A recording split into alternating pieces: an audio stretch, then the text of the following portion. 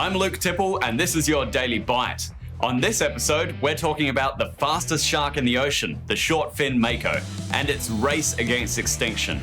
The short-fin Mako shark population has suffered a 60% decline over the last 75 years. Just last year, the International Union for Conservation of Nature, known as the IUCN, reclassified both the short-fin Mako and its lesser-known cousin, the long-fin Mako, from vulnerable to an endangered species, which means that they face a very high risk of extinction in the wild. But why do Mako sharks have a target painted on their backs? Well, it turns out that the meat and fins of this species are particularly valuable.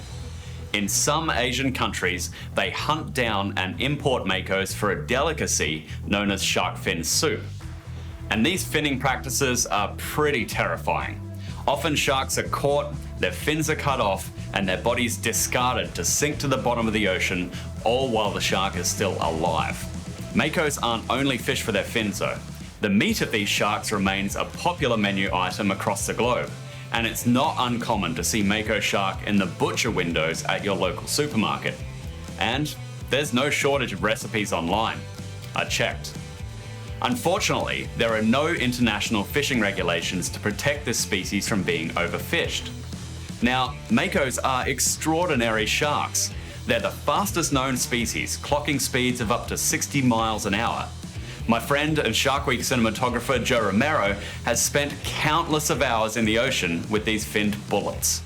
Mako sharks are my absolute favorite sharks, and they're my favorite sharks to work with. I've been studying them and working with them for over 10 years, and even now, every time I see a Mako shark, it feels like it's the first time I've ever seen one. Every time that you watch sharks on TV, you know those faces, you've seen those animals a million times, and you have a time to be able to understand and connect with that animal before you even see it.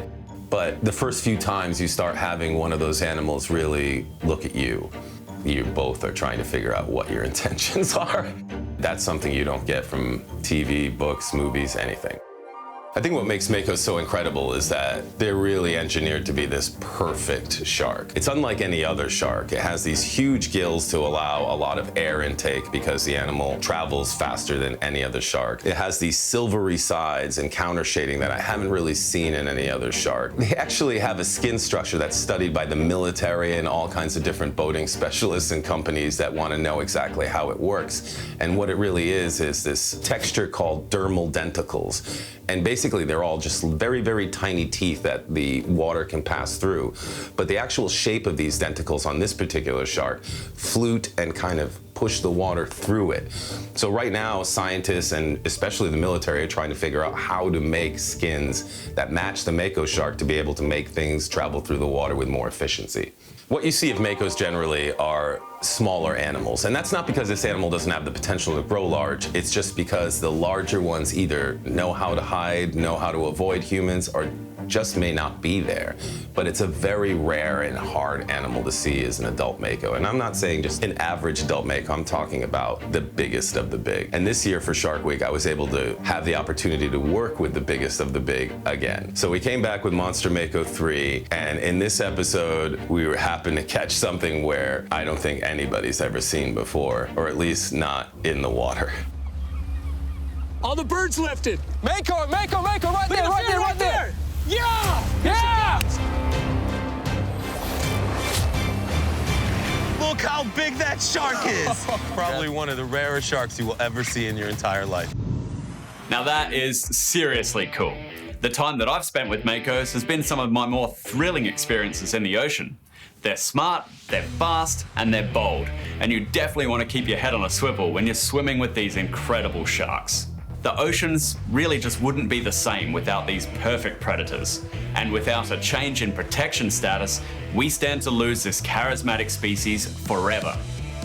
One step that you can take to help save sharks is to text SHARK to 707070 and donate to Oceana and their efforts to protect the ocean.